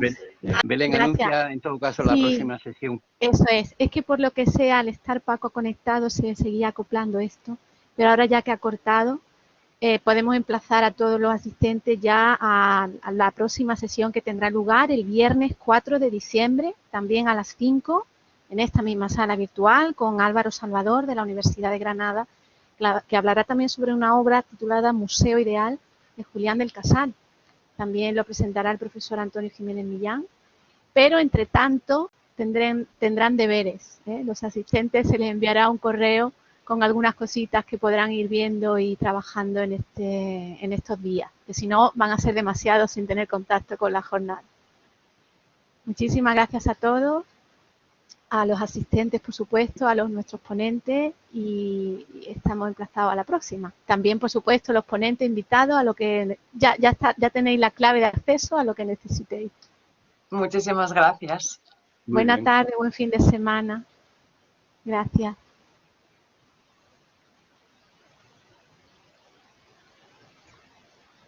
Paro la grabación.